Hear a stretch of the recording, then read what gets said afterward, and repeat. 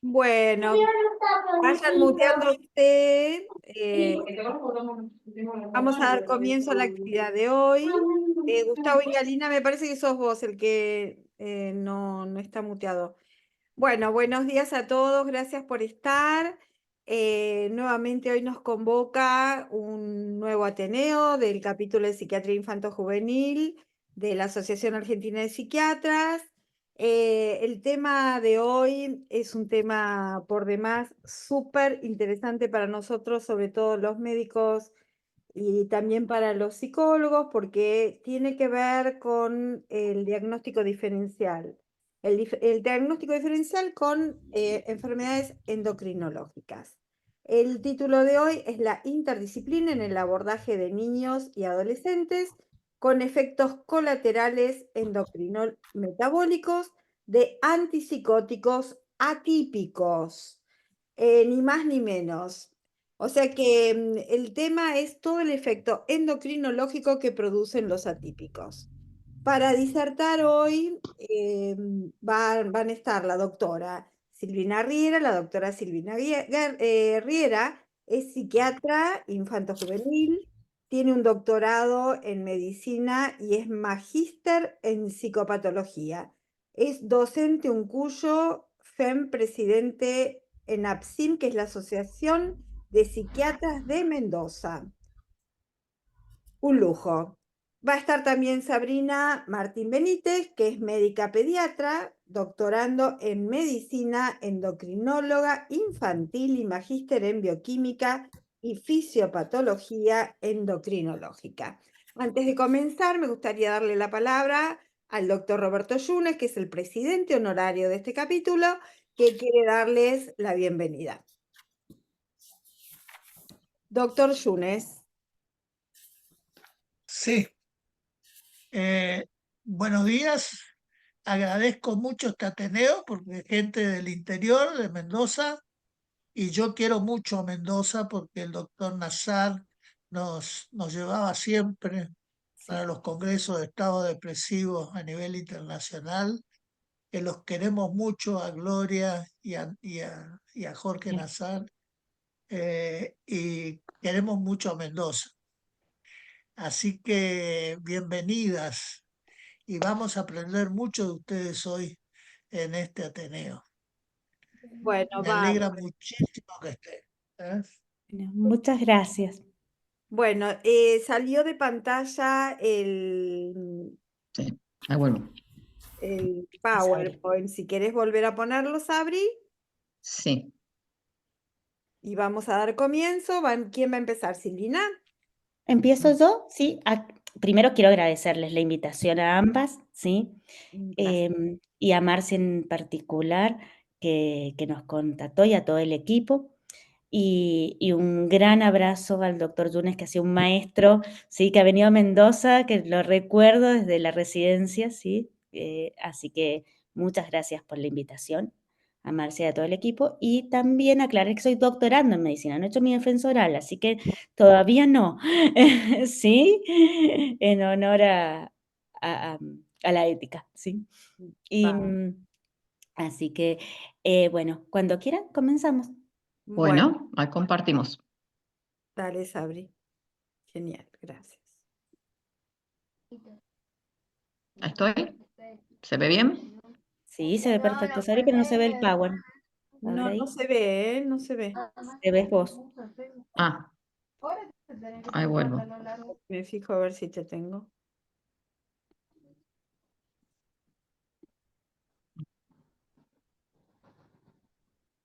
¿Ahí Bien, se ve?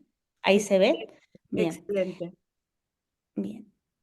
Nosotros pensamos en este tema a partir de las preguntas que surgieron en el grupo, ¿no? Sobre la prevalencia y de sobrepeso, ¿sí? Y de otros efectos metabólicos en la población infanto-juvenil al ser tratados con antipsicóticos atípicos, ¿sí? Y los nuevos tratamientos desde la endocrinología aprobados para este rango etario. Entonces, por eso elegimos este tema en particular, ¿sí? En la siguiente, bueno. Estos son algunos datos publicados en marzo del... Sí, luego las referencias bibliográficas están a disposición, sí puedo dejar mi mail por si las necesitan. Son datos publicados en marzo de este año de una encuesta nacional de nutrición y salud realizadas por el Ministerio de Salud de la Nación, que muestran que el 41% de nuestros niños, niñas y adolescentes tienen problemas de sobrepeso u obesidad, ¿sí? Entonces ya partimos de una problemática grave e importante en el abordaje y en la prevención y promoción de la salud. Argentina es uno de los 20 países en el mundo que, según la UNICEF, en el año 2030, o sea, estamos entre los primeros 20 en esto, puede superar los 2 millones de niños, niñas y adolescentes con índices elevados del IMC, de índice de masa corporal. ¿Mm? Bien. ¿Cuáles son los factores de riesgo para el sobrepeso? ¿Sí?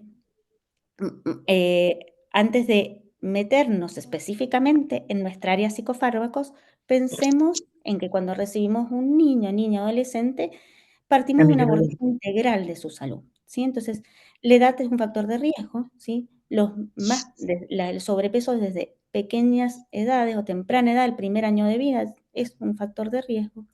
La alimentación recibida, los hábitos que este niño tenga, la microbiota, que hay cada vez más investigaciones, desde los niños nacidos por cesárea o parto natural, y las variaciones de la microbiota genéticas y según la raza, la etnia y la alimentación, ¿no?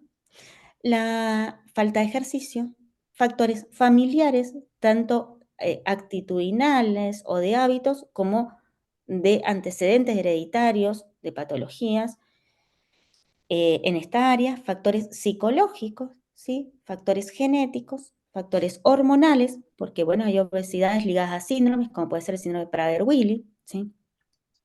Factores socioeconómicos, que en nuestra población el alto consumo de hidratos de carbono ha tenido que ver también con la crisis económica, entonces poblaciones donde hay mucha alimentación a predominio de fideos, de arroz, que son económicos, ¿sí? Escaso contenido de hierro, de vitaminas, y ciertos medicamentos, y entre ellos estos que son de nuestro uso cotidiano. La siguiente. Bueno, estos son investigaciones sobre el uso de antipsicóticos que llamamos atípicos o segunda generación y los trastornos endocrinometabólicos. Estas son investigaciones españolas, ¿sí? Realizadas en el 2022. El 50% de los niños, ¿sí? Y adolescentes, y tiene un buen número de casos, que no es fácil en investigaciones de niños, la muestra, ¿no? Una buena muestra. El 50% de los niños y adolescentes desarrolla sobrepeso en el primer año de uso. O sea que lo que tenemos que estar atentos es que cuando indicamos el antipsicótico, los primeros 6 meses son claves el control del peso, ¿sí? Y el control endocrinológico, ¿sí? Y la ayuda en el equipo interdisciplinario de la pediatra de cabecera y del especialista en el caso pertinente. Entonces, los primeros 6 meses son los de mayor aumento de peso, los de mayor alteraciones de la glucemia, ¿sí? Del metabolismo de la glucemia, y se prolonga a el primer año, ¿sí? Pero con un pico en los primeros 6 meses. ¿Para qué antipsicóticos se estudia esto? Para olanzapina y risperidona, ¿sí? Siendo mayor en olanzapina y menor en risperidona, pero con el 50%, que no es poco, con alta índice, ¿no? El aumento de la glucemia en ayunas, la resistencia a la insulina, ¿sí? Corroborada en pruebas, ¿sí? Y la aparición de dislipidemias y de hígado graso, o sea, los 3 parámetros pueden ser independientes del aumento de peso. O sea, en los primeros 6 meses, luego de la administración del antipsicótico, podemos tener el mayor aumento de peso que vamos a tener en esta población, ¿no? Que tenemos que prevenir. Pero a su vez, si no aumenta de peso, los antipsicóticos atípicos, que vamos a ver de qué depende en la población infantil y sobre todo en niños más que en adolescentes, puede producir dislipidemias, o sea, que tenga el gen y se dispare la dislipidemia, independientemente del sobrepeso, puede producir resistencia a la insulina, independientemente del sobrepeso, y puede producir hígado graso, también relacionado con factores genéticos independientes del sobrepeso, ¿sí? Porque nosotros estamos acostumbrados a relacionarlo siempre con el sobrepeso, a estos otros factores, ¿sí? Siendo en orden decreciente el mayor riesgo el uso de la clozapina, luego la olanza, posteriormente la quetiapina y finalmente la risperidona en la población infantil. En torno a efectos metabólicos, el aumento de la prolactina es un efecto muy frecuente en adultos, pero muy poco frecuente en menores de 16 y con un índice mucho menor al de adultos entre los 16 y los 18 por la expresión, ahí vamos a ver, la expresión genética varía. Entonces, en nuestra población no hay tanto aumento de prolactina como sí en la población adulta. Y el aumento de las dislipidemias es a predominio de HDL específicamente, ¿sí? Y triglicéridos sí se ha visto que está más relacionado con sobrepeso y con hígado graso, ¿sí? Pero el independiente del sobrepeso es el HDL. La siguiente. Bien. ¿Cómo actúan los antipsicóticos atípicos en estos efectos metabólicos? Tienen una actuación, hay como diferentes líneas, ¿sí?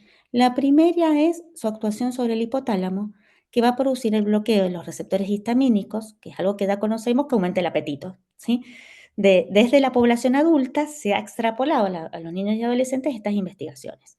Y sobre los receptores 5-HT2C, ¿sí? Eso produciría un aumento del apetito y por ende un aumento del tejido adiposo, ¿sí? El aumento del tamaño de los adipocitos va a producir aumento de la leptina, de los ácidos grasos libres, de la adipopeptina, el factor de necrosis tumoral y la resistina. Si, Sabri, aquí querés agregar algo. No, me refiero que esto ocurre en cualquier tipo de obesidad, independientemente, ¿no es cierto?, de esta situación puntual de los psicofármacos, que todos estos marcadores, sabemos que la célula grasa, el adipocito, es súper activo y tiene una acción parácrina y endocrina que va a hacer impacto en diferentes órganos. En realidad en los chicos está súper estudiado y estamos como también en estudios se determina la cantidad de adiponectina y leptina que se produce y es como muy marcada en los primeros años de vida. O sea que es un O sea, buen como mucho marcador más en el fuerte caso de en que los se primeros pueda. años de vida en la población más pequeña que en los más grandes, ¿sí? ¿Sería así, Sabri? Exacto. Que la Sí, población altamente claro, vulnerable, ¿no? en realidad sería en los 3 momentos de rebote depositario que se consideran como que es la etapa prenatal, el primer año de vida, Ujú. después hay una etapa que se llama justamente rebote depositario, que se da entre los 6 y los 8 años, y después en el inicio de la pubertad. Esos son todos los momentos que uno tiene que estar como más atento de que no haya tanta alteración en el peso corporal. Bien, y entre los 6 y los 8, que ya lo vamos a ver, es cuando nuestros fármacos más inciden, ¿sí? Entonces se junta lo propio del desarrollo más nuestra incidencia mayor, ¿sí? Em, Independientemente de este efecto, los antipsicóticos atípicos también actúan sobre las células beta del páncreas, ¿sí? Produciendo su fallo, ¿sí? Y por ende alterando la secreción de la insulina. Entonces, por un lado, podemos tener aumento de la secreción de la insulina y la resistencia posterior, que es otro efecto, ¿sí? Es el tercer efecto de estos fármacos, ¿sí? Son 3. Uno es a nivel del hipotálamo, otro es a nivel de las células beta y el tercero en las células diana, ¿sí? En los receptores de insulina en las células diana. Entonces, por un lado, al aumentar de pesos hay un hiperinsulinismo, ¿sí? Ese sería por un lado. Por otro lado, habría una falla en la producción de la insulina en las células beta, que disminuiría la secreción de la insulina al actuar sobre los receptores muscarínicos, ¿sí? Y el tercer efecto, que tiene que ver con los 5-HT, es la disminución de la respuesta a la insulina en los órganos diana, por ejemplo, en músculo estriado, ¿sí? Que creo que la siguiente diapo hace un poquito más de Sí, explicación en eso. te tildo, no pasa.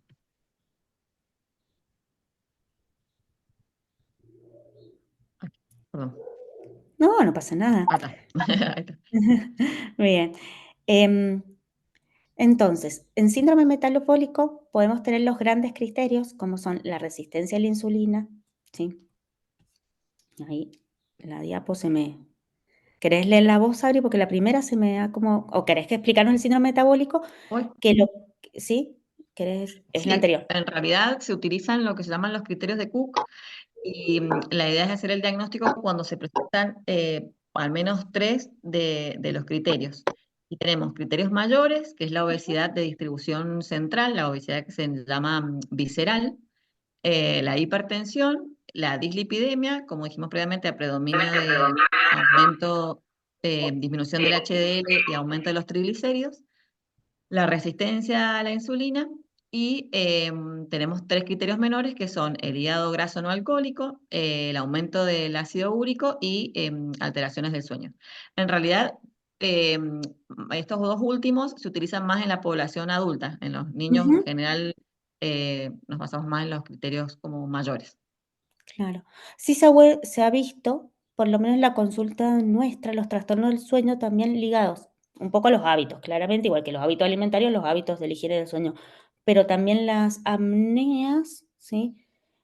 Producto de obesidad mórbida, ¿sí?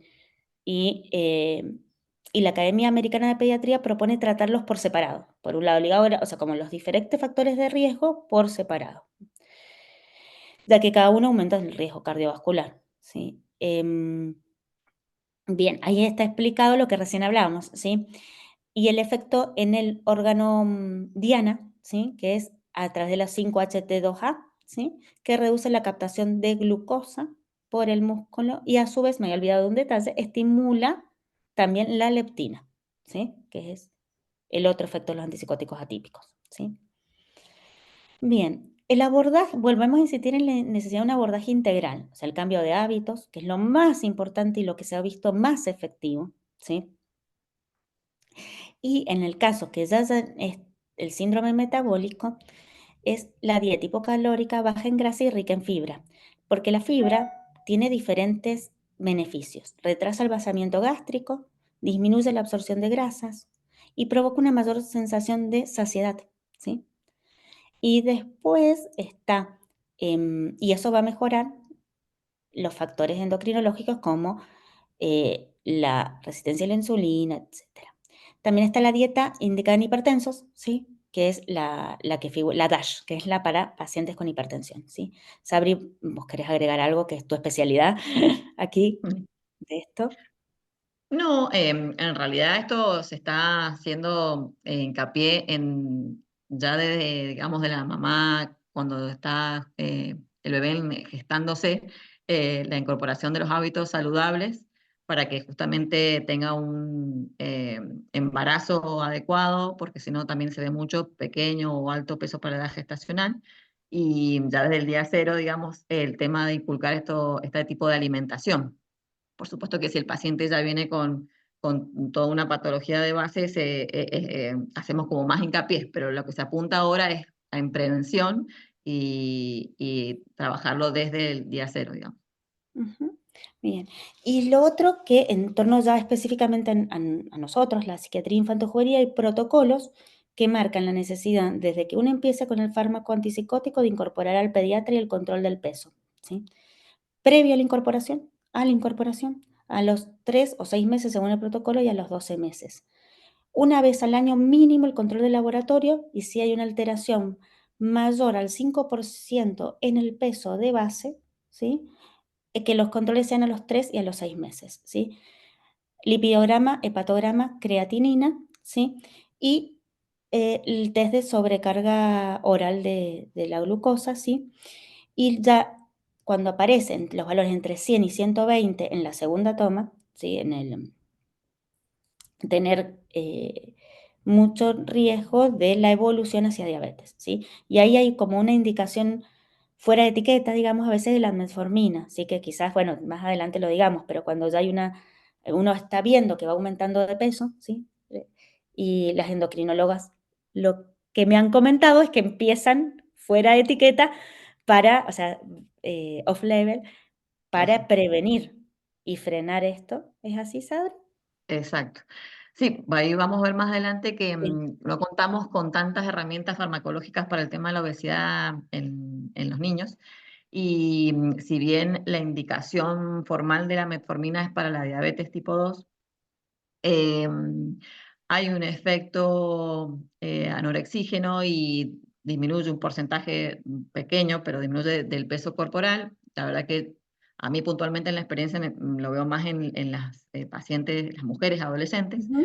Entonces se hace también el intento con la metformina que actúa como un insulino sensibilizador en los tejidos, entonces respondería a esta fisiopatología que recién explicó Silvina. Así que sí, es cierto que usamos label, pero da muchas veces resultado. Claro, y más con nos ha pasado en el hospital con antipsicóticos atípicos. Y estos efectos ayudan un montón por justamente los mecanismos que explicábamos reciente, cuáles eran, cómo actuaban los antipsicóticos atípicos. ¿En la siguiente? ¿Querés que Con le la pase? otra, sí. Sí. Bien, salimos del metabolismo de la glucemia y nos entramos en el metabolismo de los lípidos. ¿Se puede haber dislipidemia sin sobrepeso? Sí. Esto está ligado al aumento del colesterol que depende del polimorfismo del alelo del receptor de 5-HT2C. ¿Sí? Por eso los estudios genéticos en la población y la anamnesis, ¿sí?, en torno a los antecedentes familiares es muy importante, ¿sí? Porque el otro polimorfismo relacionado, ¿sí?, es el del transportador de la serotonina, ¿sí?, que depende de la etnia en la raza. Esto va a producir una disminución del LDL y un aumento del HDL, ¿sí? La expresión genética también varía con la edad, ¿sí? Lo que sucedería en nuestro caso al usar antipsicóticos atípicos es que desencadenaríamos en esta población que es vulnerable genéticamente la expresión genética, ¿sí? Entonces aparecerían estas dislipidemias en el rango, el mayor riesgo es el rango etario entre los 8 y los 12, ¿sí? Pero puede pasar en diferentes, ya vamos a ver que si eso se le suma, que es un metabolizador lento, más todavía, ¿sí? Bien, la siguiente. Bien, ahora vamos a nuestras prescripciones fuera de etiqueta. La verdad es que las investigaciones en psicofármacos en niños y adolescentes son muy escasas, ¿sí? Tienen que ver con la vulnerabilidad de la población, las normas éticas que se necesitan para los consentimientos informados y las investigaciones. Entonces, hay mucha, pero esta es una investigación de España, ¿no? En España, el 96% de las prescripciones y el 79% de las administraciones, creo que quizás no sea nuestra realidad, creo que es fuera de etiqueta, porque está realizada más que todo por pediatras, del nivel sobre todo en los países donde la primera atención e indicación muchas veces de psicofármacos es de pediatras y donde la indicación está realizada para cualquier tipo de fármacos, ¿sí? O sea, que ellos pueden prescribir cualquier tipo de psicofármacos. ¿Por qué se produce eso? Por esta administración fuera de etiqueta. Porque hay pocos o limitados conocimientos desde los profesionales de los efectos tóxicos que pueden producir los fármacos, ¿sí? Y ha sido últimamente, desde en el post pandemia 2021 y 2022, los efectos colaterales, los efectos adversos, ¿sí?, y las intoxicaciones por psicofármacos, en España, en Madrid, uno de los mayores índices de asistencia a urgencias y de internaciones, ¿sí? Por eso les aparecieron todas estas investigaciones retrospectivas, ¿sí? Em, Bien, hay una tesis doctoral que marca que la administración personalizada desde la farmacogenética evitaría y disminuiría la tasa de efectos colaterales, saliendo del uso fuera de etiqueta, dando adecuadamente el psicofármaco, ¿sí?, por especialistas, ¿sí? Si estudiáramos la farmacogenética, podríamos saber cuál paciente es más vulnerable a desarrollar estos efectos colaterales, ¿sí? ¿Y cuál podría no tener respuesta? Porque si es un metabolizador ultra rápido, por ejemplo, directamente no hay respuesta. ¿Mm? Bien, la siguiente. Bien, ¿qué hace la farmacogenética? En la farmacogenética estudia los genes que afectan la absorción, la difusión, la metabolización y la excreción de fármacos, ¿sí? Entonces, podemos tener genes que intervienen en los diferentes pasos: absorción, difusión, metabolización o excreción, ¿sí? Nos vamos a centrar en el grupo que hemos elegido, que son los antipsicóticos atípicos, y en esta población que es la infanto-juvenil. En el proceso de metabolización intervienen las citocromos P450, ¿sí? Altamente conocidas por nosotros, y estas dos, la D6 y la C19, ¿sí? Son las dos que genéticamente más vulnerabilidad tendrían en la población infanto, porque se expresan entre los 8 y los 12, ¿sí? Para realizar estos efectos adversos de los antipsicóticos, ¿sí? Entonces, si el paciente tiene ya una alteración de ese citocromo y aparte, ¿sí? O sea, es un metabolizador lento por estas citocromos y aparte está en esa edad, ¿sí? El efecto colateral va a ser mucho más alto que en otras edades, ¿sí? El otro gen que se estudió fue el ABCB1, pero ese no se ha hecho investigaciones de diferencias de edades, así que, y se ha hecho tantos, que es un estudio del 2023, de antidepresivos y antipsicóticos, pero el rango de edad no está diferenciado entre los adolescentes, porque no están niños en esta investigación, y adultos, que estaría importante, ¿sí?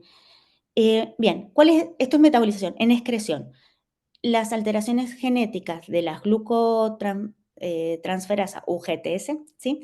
Y de las metiltransferansas son las que afectarían y harían que estén como más disponibles, ¿sí? Menos degradados. Y por eso es importante saber cómo el perfil farmacogenético de ese individuo. Por eso uno pregunta muchas veces si en la familia se ha usado y en qué edades ciertos fármacos y qué respuestas o efectos adversos han tenido, ¿sí? Aunque es muy general y no es la misma precisión que tuviera el estudio genético, bueno, da una orientación desde la historia clínica. La siguiente. Bien, algo muy interesante, ¿sí? Que sabemos que el trastorno bipolar y la esquizofrenia es poligénica y multifactorial, ¿sí? Los genes, algunos de los genes que están que influyen, o sea, que pertenecen a estas dos enfermedades, ¿sí? También son compartidos con los genes de alteración del metabolismo de la glucemia. O sea, previamente a la administración de psicofármacos ya es una población sensible, ¿sí? Porque tiene mayor vulnerabilidad de desarrollar intolerancia a la glucosa y diabetes tipo 2 la población que tengan trastornos bipolares y esquizofrenia aún no han recibido nunca el psicofármaco, ¿sí? ¿Sí? O sea, de hecho, muchas veces lo desarrollan previo al brote o al primer episodio, ¿sí? Y es Perdón, 3 Silvi, veces más. yo Sí, desde la ignorancia, puede ser que sí. llegue, investigando un poco de esto, que esta población llegue hasta tener inclusive un riesgo del 40% de desarrollar este síndrome metabólico. Me parece como Altísima. súper alto. Ujú. Sí, y las investigaciones son desde el 2003, incluso desde el 98, o sea, que vienen y los vienen siguiendo. O sea, que es re lindo el estudio porque es un estudio longitudinal de mucho tiempo, ¿sí? Sí, de Em, una N grande. sí, súper grande y mucho tiempo, que son estudios costosos, largos, ¿sí? Entonces, 3 veces más que la población general.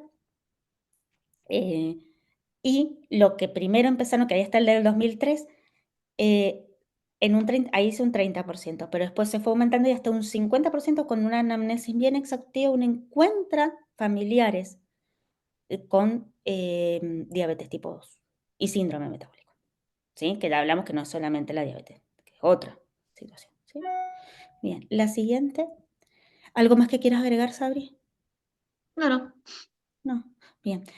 ¿Por qué la farmacogenética es diferente en pediatría? Porque la expresión genética varía según la edad. Entonces, hay genes que se expresan a determinada edad y otros a otra. Por eso, la hiperprolactinemia no es de los efectos más frecuentes en esta y es súper frecuente en las adultas jóvenes, ¿sí? Entonces, lo primero que la farmacogenética se ocupó fueron de los en torno a las citocromos P450, los metabolizadores rápidos, intermedios, lentos y ultra rápidos, ¿sí? ¿Por qué? Porque cuando uno tiene un metabolizador ultra rápido no hay respuesta al fármaco. Y cuando tiene un metabolizador lento es un alto índice de toxicidad, ¿sí? y a veces responde a dosis más pequeñas. Hay que tener en cuenta que estas 2 citocromos son las que a nosotros nos importan, ¿sí? Y en la edad, enseguida les mostramos el gráfico, pero entre los 8 y los 10, ¿sí? Es donde mayor vulnerabilidad, si le damos un antipsicótico, ¿sí? Y tiene esta alteración, se exprese que es metabolizador lento y haga la toxicidad, ¿sí? Es válido para psicofármacos, pero es válido para otros fármacos también, claramente. Ahora, hay una curiosidad. Pongámosle que no es metabolizador lento, pero que estas enzimas estén falladas en forma intermedia. No va a tener efectos colaterales en esta edad, pero lo va a tener en el adulto, ¿sí? Bien, aclarando que los efectos colaterales endocrinos, los antipsicóticos atípicos, siempre son mucho más altos en la población infantojuvenil que en la población adulta. ¿Sí? Bien, la siguiente es el anterior. Es la del gráfico, Sabri, me parece. Sí, Es, y en sí, relación al tema de la población infantil que hiciste mención antes a lo del gen sí, ABCD1, que en realidad, si bien lo que expresa ese gen es una glicoproteína que lo que hace es traslocar moléculas, o en este caso los fármacos, a través de la barrera hematoencefálica. Hay un estudio como importante en cuanto a neurolépticos, pero se ve que ese gen está como también bastante en estudio porque sería una razón, una causa también de síndrome metabólico en los pacientes jóvenes o niños y adolescentes que están recibiendo actualmente psicofármacos. Así que ese también es ajá, aparte de la citocromos, la un área de citocromo. estudio importante. Sí. Ujú, bien, vale.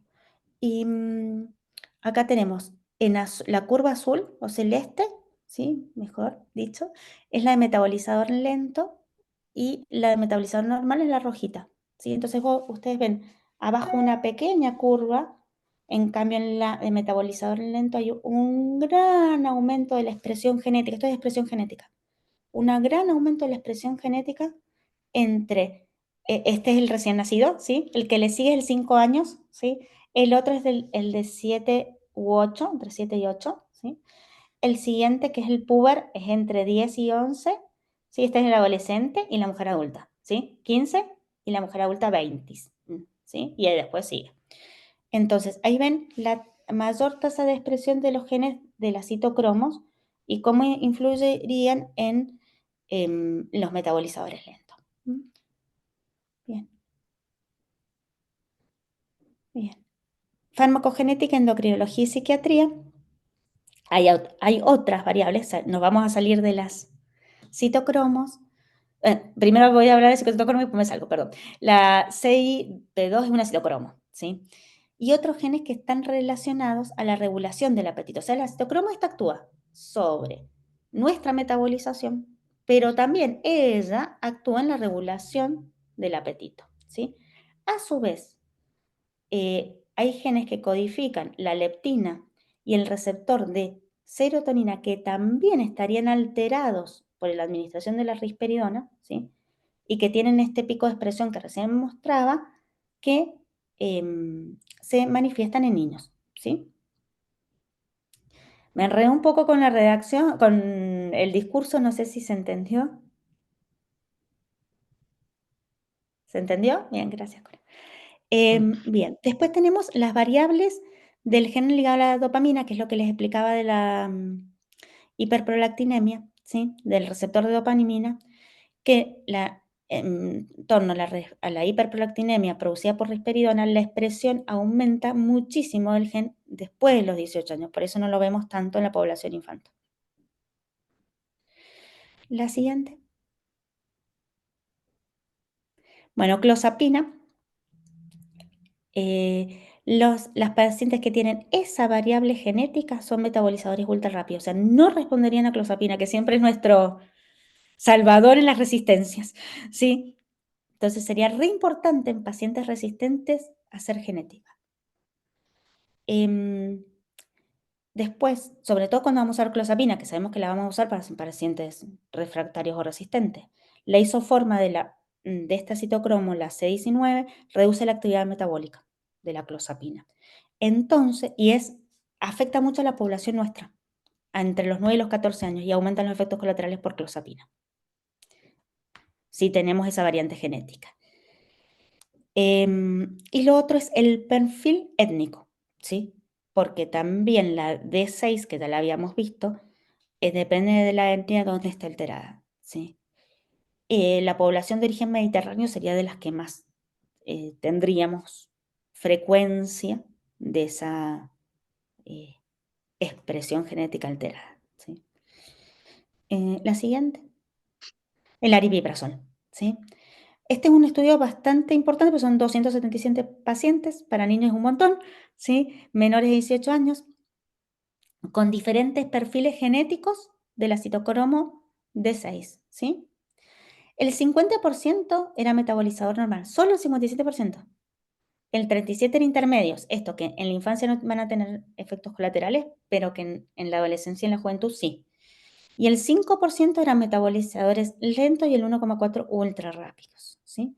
Este estudio es del 2021. La siguiente.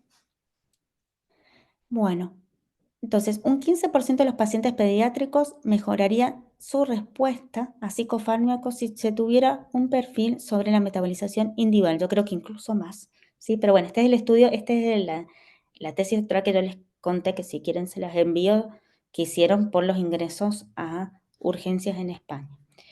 Se requiere mayor número de estudios, mayor número de muestras, y lo que contamina muchas veces los estudios es la polifarmacia, ¿sí? Y hacer estudios con más rango etario por los mismos investigadores. Bueno, la importancia de invertir en investigación en farmacogenética y la farmacogenética como una herramienta muy importante para el tratamiento crónico, sabiendo que los tratamientos crónicos en la población pediátrica, los más frecuentes son los respiratorios y le siguen los psicofármacos, ¿sí? Y es importante que los profesionales de la salud pediátrica estén educados en estos efectos colaterales. Bien. Bueno, lo importante del tratamiento integral e interdisciplinario con nutricionistas, con profesores de educación física, con profesionales en pediatras especializados en endocrinometabólicos, con el psiquiatra, con la psicóloga, ¿sí? Con la escuela, ¿sí? Con los acompañantes terapéuticos. Porque el cambio de hábitos es lo que mejora el resultado en el mundo en el tratamiento de estos efectos colaterales, ¿sí? Recordar que desde el comienzo del uso del psicofármaco tengamos en cuenta los controles metabólicos, ¿sí? De laboratorio, de índice de masa corporal, de electrocardio, que ese por ahí lo tenemos un poco más en cuenta con los QTc congénito y la torsada de puntos, ¿sí? Y cotejarlo con los antecedentes familiares, ¿sí? Bien. Ahora, ¿cuáles fármacos se usan en los tratamientos de obesidad? Es una extrapolación, voy a decir de los nuestros, del adulto al niño, como hacía el topiramato, el bupropión, la naltrexona, más que todo en una población adolescente, ¿sí? Y después Sabri nos va a aclarar el uso de la metformina y el liraglutide, ¿sí? La siguiente. Bien. Puse el Orlistat, que no es tan, pero está indicado, o sea, está publicado, sí, está indicado en mayores de 12 años. No es tan frecuente el uso, En lo que me general, contabas, eso, Sabri. sí. Sí, no, Vos si bien en las publicaciones sigue apareciendo como de primera línea, la verdad que en la práctica se ha dejado de utilizar muchísimo porque produce mucho dolor abdominal, flatulencias, atorrea, porque como el mecanismo de acción es en las lipasas hepáticas, mm, genera pérdida de grasa, justamente se atorrea por la materia fecal y es muy incómodo para los chicos y para los adolescentes. Así que hay que también tener mucho cuidado con el tema de las vitaminas liposolubles que se pueden alterar su absorción. Así que la verdad es que en general no se está utilizando, por lo menos en el medio. Pero sigue figurando como una de las indicaciones para el tema de la obesidad. La siguiente. Y bueno, acá está lo del topiramato, ¿sí? Que antagoniza los receptores del glutamato, inhibe la anhidrasa carbónica y por vía del GABA es que reduciría el apetito, ¿sí? La verdad es que el uso que nosotros tenemos más en trastorno de la conducta alimentaria, ¿sí? Em, entre 25 y 100 miligramos la dosis recomendada y los efectos colaterales, que la verdad es que yo no los he visto tan frecuentemente en las poblaciones que las hemos usado, son las disfunciones cognitivas reversibles, la acidosis metabólica, la nefrocalcinosis y las parestesias. Sí hay que tener en cuenta que como se usa mucho en población adolescente, baja mucho el efecto de los anticonceptivos. Entonces hay que hacer la interconsulta con ginecología porque es altamente terazotógeno, entonces podemos tener esa complicación, ¿sí? El siguiente, ahora la dejo a la Sabri. Bueno, voy a hablar primero de la metformina, después pasamos al liraglutide. Como Dale. comentamos más temprano, el uso solo en la población obesa es off-label porque está aprobado para el tratamiento de la diabetes tipo 2 en mayores de 10 años y sí estaría aprobado como único medicamento en niños y adolescentes para la prediabetes, ¿sí? Cuando hay glucemia alterada en ayunas o intolerancia. En la prueba de tolerancia a la glucosa está alterado los valores. Entonces, esto va a hacer que sea el primer fármaco que podemos utilizar para el tratamiento de la resistencia a la insulina. Si bien, como decíamos, se están haciendo igual actualmente estudios longitudinales. Lo que pasa que por ahí, justamente los estudios con niños, por ahí se dificulta un poquito más consensuar y llegar a la aprobación. A su vez, la metformina produce, digamos, otros efectos porque puede mejorar el perfil lipídico y en algunos casos, como les comentaba, hay un efecto anorexígeno a nivel central. Los efectos adversos más frecuentemente observados, que en general les diría que en un 95% de los pacientes los presenta, pero es de corta duración, generalmente entre 5 y 7 días, son gastrointestinales, diarrea, dolor abdominal, anorexia, náuseas, vómitos, y por eso vamos empezando, se empieza con una dosis más bajita y después se va aumentando en forma gradual. Y tenemos que también tener en cuenta que puede producir déficit de vitamina B12. Bueno, y acá habíamos aclarado también que la metformina se puede indicar para el tratamiento del síndrome de ovario poliquístico, sobre todo si se asocia a obesidad y insulinoresistencia. Algo importante, como no se contraindica la metformina cuando hay alteraciones a nivel renal, porque su metabolización es a nivel renal. Y después también, como puede predisponer a la acidosis metabólica, cualquier situación de deshidratación o de proceso infeccioso es importante, la suspendemos. Claro, y ahí hay una aclaración importante del uso de metformina topiramato. Cuando se asocian los dos, aumentan los riesgos de De efectos acidosis. colaterales. Ajá, y de acidosis. Entonces Ujú. ahí sí hay que tener cuidado de esa asociación. Bien, vuelvo a los agonistas de GLP-1. Bueno, como hemos dicho que puede producirse la insulinoresistencia en este periodo de infancia y adolescencia. ¿Cómo actúan estos agonistas? Está conocido lo que se denomina efecto incretina, que hace referencia a que algunas sustancias segregadas a nivel intestinal van a favorecer la liberación de insulina tras la ingesta oral.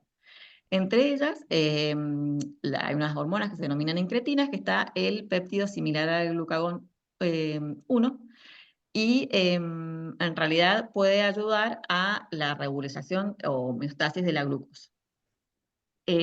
Además tiene un efecto de que produce disminución de la concentración plasmática de glucagón y un retraso del vaciamiento gástrico que genera saciedad y que ayudaría en este caso al tema del descenso de peso.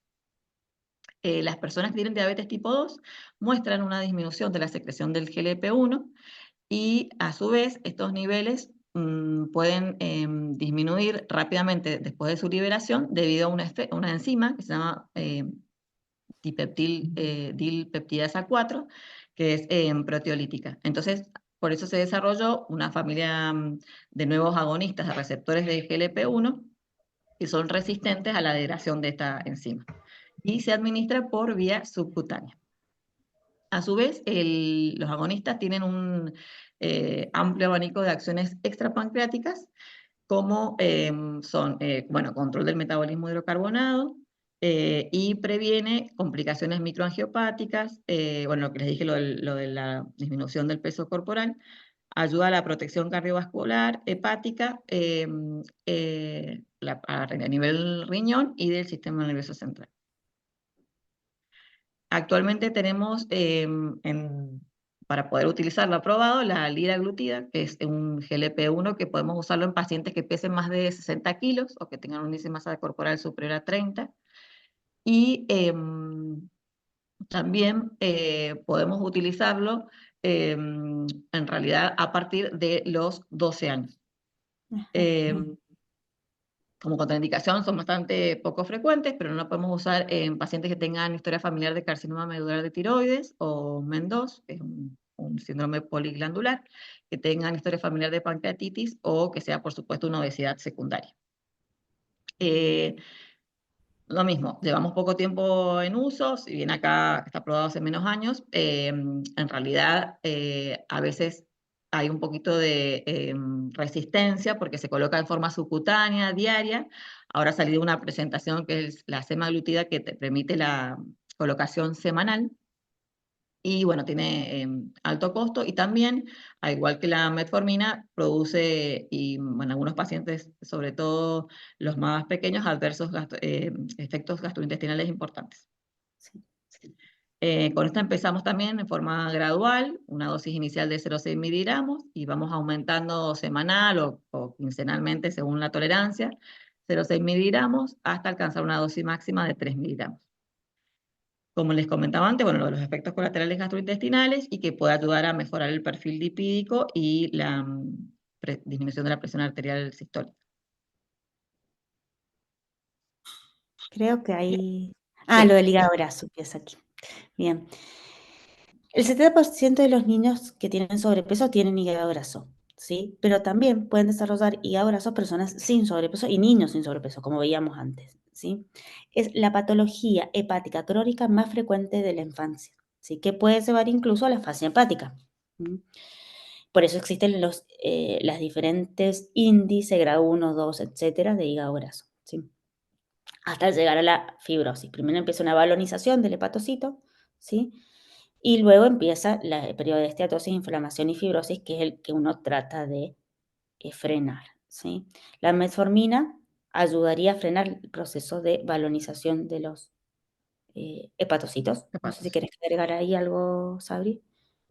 Sí, sí, que también en realidad es una indicación que podemos aplicar en pacientes que no tengan grande sobrepeso u obesidad, pero que tengan alteración ecográfica de infiltración grasa en el hígado y más aún si hay compromiso ya de las enzimas hepáticas. Y tiene como buenos resultados también, así que es una indicación que usamos también a menudo. Bien. Y la vitamina E es una indicación muy usada por los hepatólogos, ¿sí? Yo lo que les puedo contar de experiencia del hospital, un paciente muy refractario a tratamiento que termina con clozapina, con efectos colaterales en su familia de la clozapina, con antecedentes de sobrepeso, de diabetes, hace hígado graso sin sobrepeso, ¿sí? En los primeros meses de tratamiento y con la vitamina E se logró revertir el ácido graso, más la dieta saludable, el ejercicio, ¿sí? Pero, bueno, había llegado a niveles de alteración de las enzimas hepáticas importantes, ¿sí? Entonces, la vitamina D está obteniendo muy buen efecto en niños, sobre todo, en la población infantil.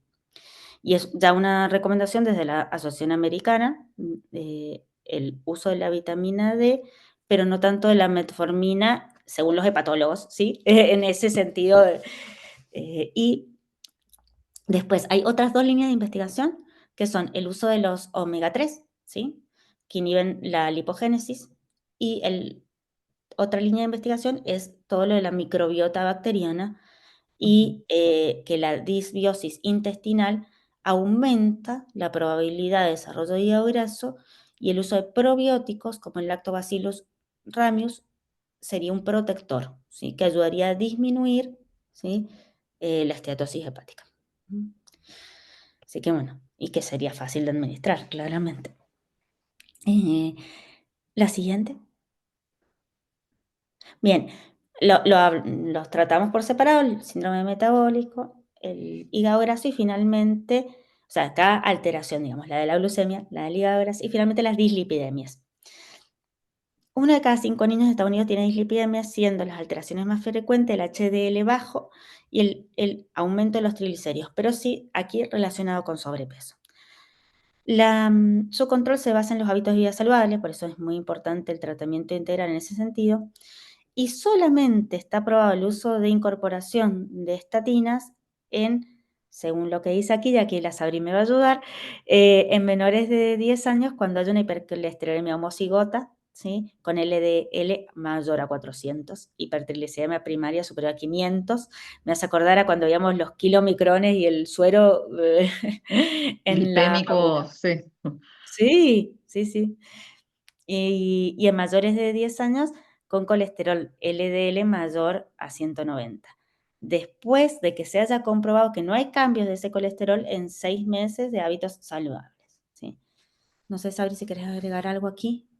Sí, no, exacto. Siempre, siempre, por supuesto, el cambio de hábitos, según la severidad del caso, esperamos 3 o 6 meses. Hay veces que hay que ser como más Rápidos. drástico con sí, y esperamos 3 meses, porque muchas veces cuando ya consultan, vienen como intentando forma frustra con los cambios de hábitos. Pero sí tenemos lo podemos indicar en mayores de 10 años con estas indicaciones y en menores generalmente es cuando es muy severa y hay veces también que es cuando hay hipercolesterolemia homocigota que ya es familiar. De todas formas, hay también, lamentablemente, a veces la usamos en menores de 10 años con menos valores de triglicéridos, menores a 500, como figura ahí, que sería como una indicación off-label, pero como tienen peso corporal, en realidad índice de masa corporal como ya de adulto, eh, no genera como efectos adversos importantes. Que generalmente las indicaciones en la discriminación, digamos, en los chicos es por el tema del peso corporal. Así que, bueno, y también, por eso digo, lamentablemente se está usando cada vez más a menores edades. Edades. Y en ese caso nosotros tenemos que tener cuidado porque nuestros fármacos también se metabolizan por hígado. Esto aumenta la enzima hepática, el control del hepatograma de la CPK, ¿sí? Los dolores musculares, ¿sí? Los efectos colaterales de las estatinas, ¿sí? Exacto. Y la siguiente creo que ahí terminamos, Ya me estamos. parece. Sabri, muchas gracias.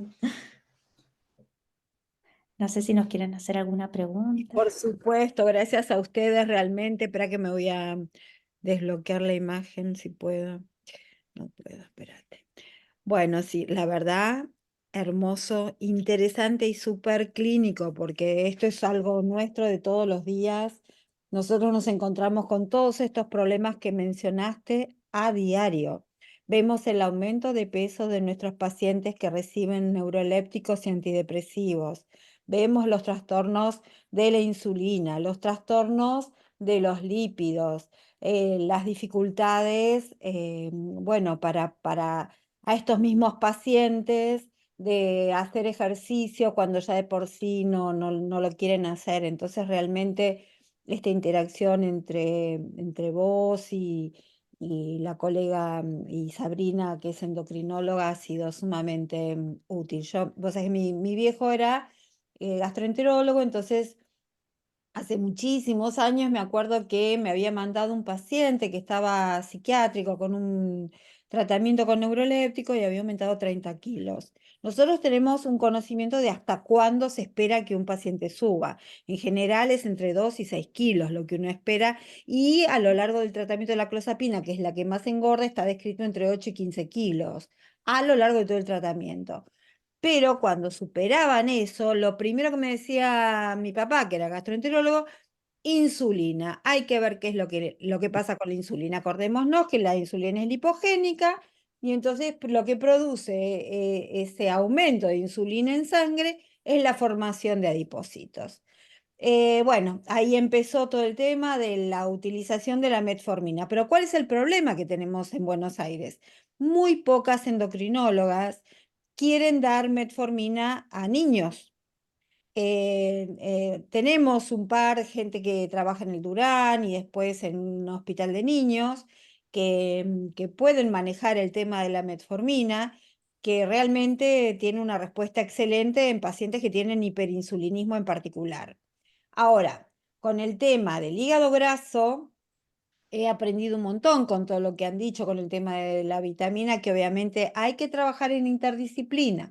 Tenemos que poder tener un equipo conformado con endocrinólogos, con clínicos, para poder manejar estas situaciones y con nutricionistas, porque en un momento con los pacientes hiperobesos se hablaba de usar, porque a los pibes estos no les des ni pasto ni fruta, no quieren saber nada, quieren morfar, quieren comer.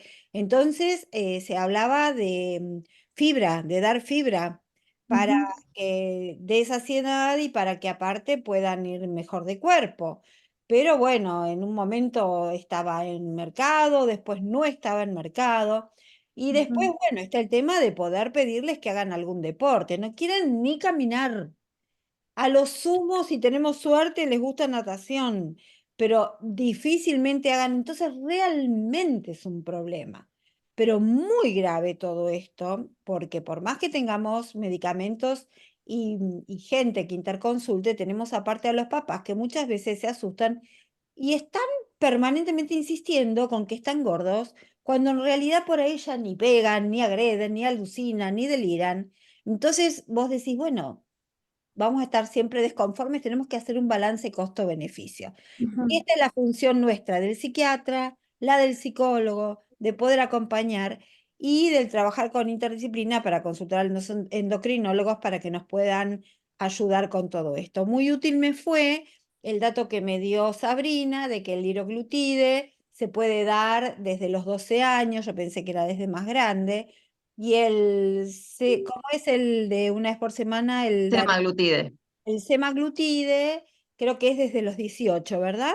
Exacto, es de los 18 y bueno, mejora el tema de la adherencia muchas veces por el tema de la colocación una vez a la semana. Claro, pero es mucho más caro, sale 250.000 pesos las ampollas, mientras que el otro es muchísimo más barato, creo que estaba alrededor de 50.000 pesos, pero es mucho más, No, no, no. ¿no? Bueno, sí, sí, el envase trae 3 y sí, sí, más o menos, alrededor de eso. Sí. Y realmente lo que yo he observado a lo largo del tratamiento de los pacientes míos es que muchos han empezado a bajar y después da como una especie de tolerancia y se estancan. No sé qué experiencia ni qué nos podés contar vos con respecto a eso y qué haces en caso de que esto suceda. Es cierto, en general tiende a ser como un efecto importante el inicio del tratamiento, que a mí muchas veces me ha servido, es cierto lo que vos comentas de que por ahí puede haber una meseta, pero para estos pacientes que vienen de años de progreso en el peso, que no hay cambios y demás, el hecho de que vean este cambio generalmente los estimula a mejorar sus hábitos, porque, bueno, como todo, uno necesita ver un cambio como para estimularse. Entonces me ha servido como puntapié para que ellos cambien y que ya a lo mejor después en el momento que no es tan efectiva la medicación o que por ahí no podemos llegar en muchas ocasiones a la dosis plena porque realmente les genera efectos adversos gastrointestinales muy incómodos y bueno, obviamente que buscar calidad de vida. No todos, pero muchos ahí sí realmente generan cambios de hábitos que uno ve que antes no lo hacían al 100% y les permite mejorar un poco más o por lo menos mantener eso que consiguieron con la medicación. Ujú. Una cosa que por ahí es útil a veces es ponerle una persona individual, lo que se llama el personal trainer. Y otra cosa que te quería preguntar era el tema de cómo ves el tema de las cirugías bariátricas en pacientes psiquiátricos que están medicados y que no tuviste ninguna respuesta con todos estos, con todas estas cuestiones para que bajen de peso. La verdad que no tengo experiencia, no tengo ningún paciente que ha pasado por bariátrica, porque además de hecho es como población un poquito más grande, ¿no? Eh, Pero, eh, por eso no tengo experiencia personal, pero la verdad es que si está afectado, digamos, desde el punto de vista del centro del apetito y demás, no sé si son tan buenos candidatos, porque después la conducta alimentaria, si no se ha corregido y no hay como una estabilidad en eso, no creo que tengan buen Bien, resultado a largo plazo, ¿no? Pero hubo dos sí, casos que lo llevaron al comité, incluso de ética, Sabri, en el HOSPI, de que cuando llegaron, después de los 10, pero creo que fue a los 14, casi 15, y de esos pacientes crónicos que uno por ahí lleva en hospitales casi hasta los 18, que últimamente sí. menos, pero que fue una niña con operación de craneofaringioma que tenía un panhipopituitarismo, pero aparte tenía Ah, una... ¿Te acordás? Bien. sí, sí, sí. Bien.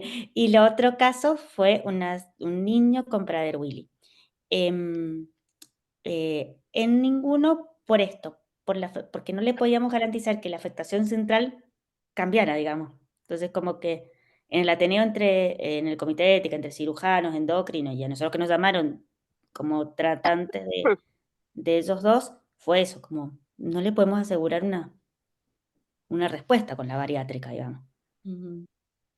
Perfecto. Claro, en realidad, como son todas justamente afecciones que llegan a índices de masa corporal muy, muy Muy. severos, pero que hay una alteración justamente en ambos hipotalámica, en el centro regulador del apetito, y que, bueno, eso no se modifica y de hecho lo pone en riesgo después con esa hiperfagia, el tema de la cirugía. Ujú. Bien, vamos a abrir entonces la discusión en el panel. A ver, vamos a ver en el chat qué es lo que figura. Muchas gracias por todo. Después, excelente la disertación. ¿Dónde se puede ver? ¿Qué dice? Las grabaciones, bueno, después yo se los mando a todos, así que ahí van a tener todo. Em, Así que bueno, en eso no, así que bueno, vamos a dar apertura para que se hagan comentarios que seguramente todos van a tener que hacer porque todos trabajamos con toda esta medicación mencionada, con todo esto que fueron explicando de los metabolizadores lentos, intermedios y rápidos, la explicación endocrinológica, esto creo que desde la clínica cotidiana. Yo te quiero agradecer también, Fernando, porque fuiste vos quien me dijiste que Sabrina quería hablar de este tema y la convocaste para que pudiera darnos esta charla hermosa. Así que gracias, Fernando Alonso. Bueno, a ver, doctor Yunes, doctora Añese, Perdón, sí, acá preguntan que no sé si vos sabes, Silvi, si sabemos de dónde se hacen estudios de farmacogenética en el país y en el Bien. caso que se hacen, si están cubiertos por las prepagas. Acá hay una Bien. esa ¿Y pregunta. cuándo pedirlo? Creo que había una de cuándo pedirlo. Bien, lamentablemente, que yo sepa, no está, primero y principal está cubierto la prepaga. Segundo, Mendoza tenemos una gran carencia de esto, es más en Buenos Aires a nivel de investigación, ¿sí? En la creo que está en la UBA, y estaban haciendo, ¿hay alguien ahí que me pueda ayudar en eso? mira, antes lo tenía bajo, perdón, no sé si está hablando alguien o si se superpone. No te vi bien en eso. Creo que Impactada. hay que mutear los micrófonos. Bueno, yo lo que les puedo contar es que había y creo que ya no hay, lamentablemente. Así que yo lo que conozco es en Los Ángeles, una amiga mía que trabaja haciendo todo esto. API trajo gente de Uruguay, luego hubo varias charlas en el Congreso de Neurociencias de acá de Argentina, la Asociación de Neurociencias, donde se explicaba cómo se hacía y demás. En este momento, lamentablemente, no hay. Y la verdad es que yo tuve pacientes a los cuales tenía el resultado de todo eso y la verdad es que me fue bastante mal. Yo le di lo que decía ahí el resultado y no tuve suerte, pero como no tengo una estadística respetable, solamente puedo transmitir esto. A mí, Viviana Suaya de Los Ángeles, lo que me dice es que realmente tienen muy buena respuesta. A través de esto lo que se hace justamente es ver si son metabolizadores rápidos, intermedios o lentos y ver en orden qué fármaco es el que más responde. y lamentablemente volvimos a ensayo y error. Sí, creo que, Pero a ahora, ver, qué sé yo, si cambia un poco la economía y todos los valores y demás, y vuelven estos estudios con todos los avances que deben haber tenido en estos últimos años, ¿no? si están como muy avanzados, depende del centro que lo haga. Sí, como te decía tu amiga de Los Ángeles, depende del centro, porque es verdad que los primeros eran muy frustrantes, ¿sí? Tanto en adultos como en niños. Lo que vos contabas de la experiencia, Marcia, que hubo un momento que en la Argentina que se hacían, pero eran como muy frustrantes. La indicación, a ver, lo ideal sería si los tuviéramos accesibles y cubiertos por la prepaga a todos nuestros pacientes, sobre todo la población más pequeña, ¿no? Las de los más vulnerables. La otra indicación yo creo que es la primera que debería ser aprobada es cuando tenemos el resistente y vamos a usar clozapina, ¿sí? Antes de usar clozapina, a ver si va a responder o no y qué efectos colaterales puede tener con la clozapina, porque ya ha pasado por muchos otros fármacos. Mira, Y, perdón. sí, sí, perdón, no. No, no, que en ese sentido, en realidad, para clozapina tenemos la orden de que tenemos que haber usado 2 neurolépticos antes y si no sirve, usar clozapina. Nosotros particularmente en el Tobar García, acá está el doctor Yunes, está la doctora Sosa, está Coral, o sea, hay bastantes personas que tenemos mucha experiencia con el tema de clozapina y la verdad es que casi siempre es eficaz. Muy pocas veces ha dado leucopenia, un caso le ha tocado al doctor Yunes muy severo, yo he tenido un caso, pero por suerte estaba internado. Después tenemos el tema de las pericarditis, el tema de las apendicitis provocadas por la constipación. O sea, yo te diría que hasta con la clozapina no sé si es tan necesario. Sí es necesario cuando vos tenés que dar un estabilizador del ánimo, cuando tenés que dar otro neuroléptico. Por lo menos en esos casos fue cuando yo lo solicité y nunca lo cubrió la obra social y era carísimo, carísimo. Así que bueno, por ahí nosotros podemos hacer algún movimiento para que nuevamente se haga, ¿no? Este tipo de estudios.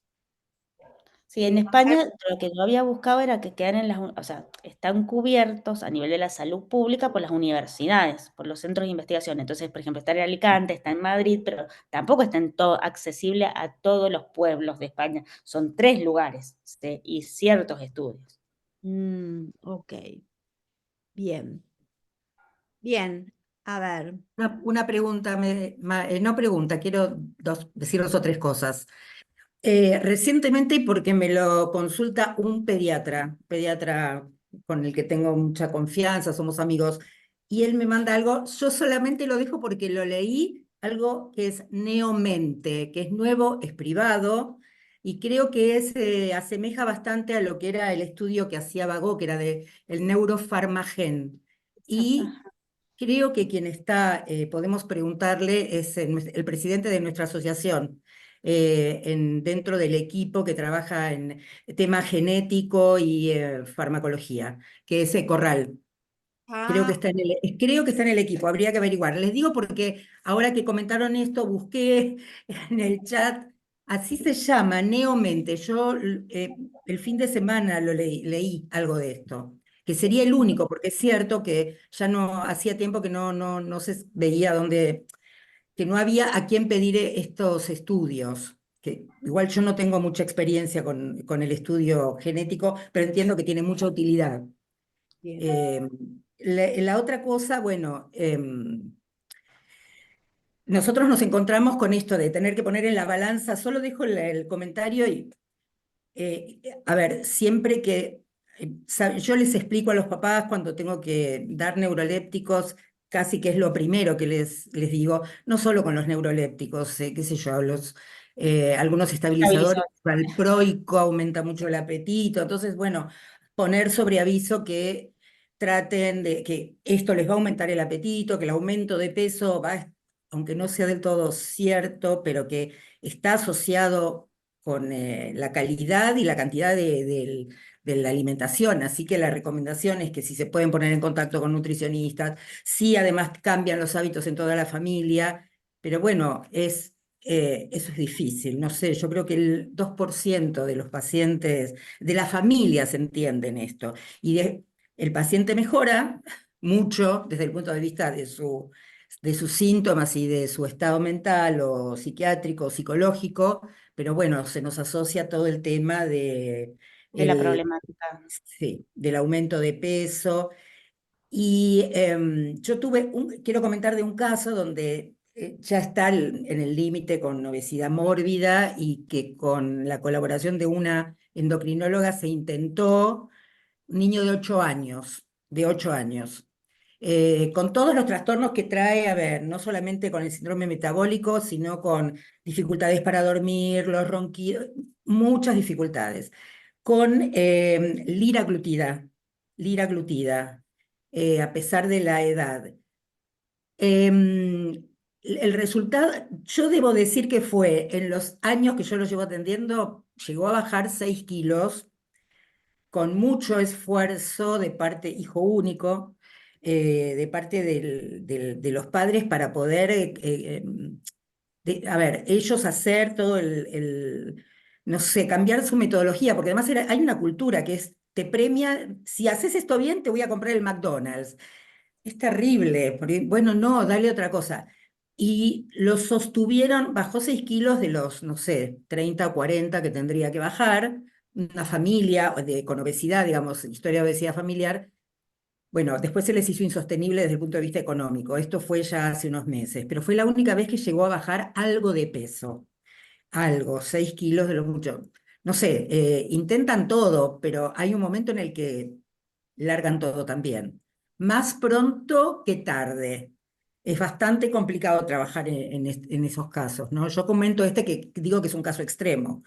Pero ¿qué le estaba dando de neuroleptico? ¿Qué Ah, medicación? bueno, anotá. No, no, sí, me parece Estaba con... importante. Sí, bueno, a ver, es un nene que ya venía con sobrepeso, con una gran hiperactividad, que no hay forma de bajarlo, con muy mala respuesta al metilfenidato, porque parecía un TDAH, muchos trastornos de conducta. Así que no toleró el metilfenidato porque le daba mucha irritabilidad, empeoraba toda la conducta. Nunca pudimos mejorar la parte hiperactiva, muchos problemas en el colegio. Muy inteligente, pero muy inteligente. A los 8 años aprendió solo a leer y escribir. A los 4 años te leía música. Bueno, ¿qué estaba tomando? Te puedo decir lo último que está tomando, si querés, porque pasó por todo. Empezó con aripiprazol, la motrigina, ácido valproico, pero bueno, risperidona, quetiapina. Hemos probado combinaciones, haloperidol, creo que no me faltó nada. No, clozapina no le di. Pero el último medicamento que está tomando, que yo me resistía, digo, bueno, ya igual no resultó nada, en el colegio casi no lo reciben porque realmente es muy, además de ser muy inquieto, está muy gordo, es muy grandote y se enoja con los otros chicos porque los ve comer, le saca la comida, muy complicada la situación. Bueno, ahora está tomando lanzapina. Es lo mismo, a ver, la mamá me asegura que no hay una gran diferencia de apetito, que no nota la diferencia de lo que comía. Así que ahora está con olanzapina, está con lamotrigina, tiene indicado levomepromacina en los casos de necesidad cuando se desborda mucho, y tiene desde hace un tiempo, logró mejorar algo, digamos, toda la parte de berrinches, es citalopram, un IRS, que fue el único que toleró, porque, a ver, no toleró ni la fluoxetina, sertralina, que son los que usamos habitualmente, le daba mucha irritabilidad, lo ponían más eléctrico de lo que estaba. Y este nene también le di topiramato y con 25 miligramos, quiero comentar, porque a los 3 días de tomarlo empezó a decir que sentía, era esta cuestión que las manos se le agrandaban, decía, se me agrandan las manos, ¿no? Como parestesias. Las parestesias, sí, porque es chiquito, a ver, 8 años tiene.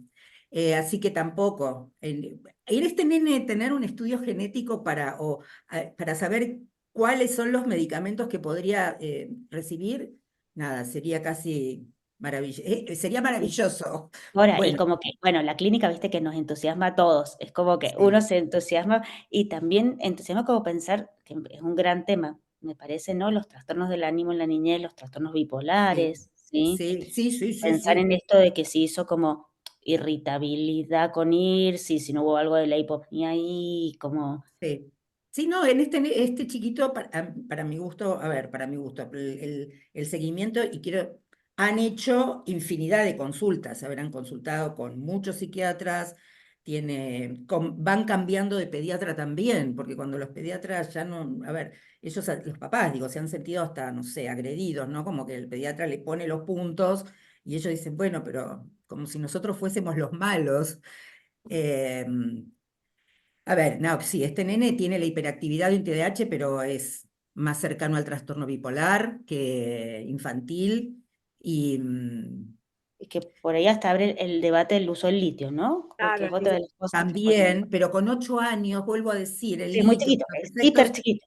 sí, en el renales que hospital lo usan, pero tiene, a mí me da un miedo bárbaro usar. claro, yo digo, tiene efectos adversos renales, es tóxico renal, tan chiquito empezar con No, litio, claro. me da miedo, me da Sí, miedo. Así y como más tardé si, para darle olanzapina, ah, eh, que está mejor con olanzapina, debo decir, está mejor. Está más como, no activo, esa no es la palabra. Está de mejor ánimo, sigue estando sigue teniendo esta cosa del movimiento hiperactivo, pero más tolerante, así es, no tiene estos enojos que tenía hasta que lo empezó a tomar. 10 miligramos por día.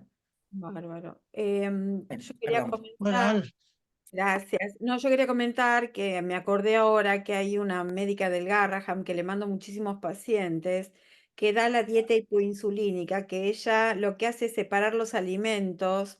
Es una gastroenteróloga, nutricionista, médica, súper seria y que en pacientes que han tenido hiperinsulinismo con suba de 30 kilos respetando la dieta, los bajaron así como los subieron. Lo que pasa es que no todos soportan la dieta.